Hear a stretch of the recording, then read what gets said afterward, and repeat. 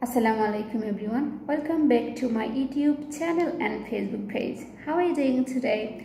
Guys, আজকে আমি কথা বলবো all the English name of vegetables. I mean শাকসবজির ইংরেজিতে কি হবে নামগুলো এগুলো নিয়ে কথা বলবো। সো একদিনে তো সবগুলো বলা সম্ভব না, সম্ভব হলেও হয়তো অনেক বড় ভিডিওস হয়ে যাবে। সো আমি ঠিক করেছি যে 10টা করে প্রতিদিন ক্লারিফাই করব। So let's start. প্রথমে আমরা বলবো কচু। Alright. So what will be the English of কচু? Aram.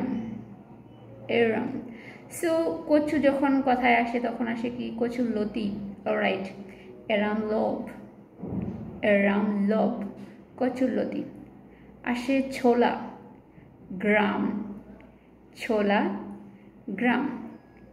পুঁই শাক। basil. আসে পালং শাক। স্পিনাচ। আসে লাল শাক। Red spinach. আসে হেলেঞ্চা শাক। ক্রেজ। আসে মটরশুঁটি। গ্রিন পিয়া। আসে করলা, which one very much important and I like it. করলা। Beta gold. করলা ইংরেজি কি হবে? Beta gold. কাঁকরোল ইংরেজি কি হবে? Sweet beta gold. সো আমি প্রথম থেকে আবার বলছি, অ্যারাম কচু, অ্যারাম লোব কচুর লতি, তারপরে আসে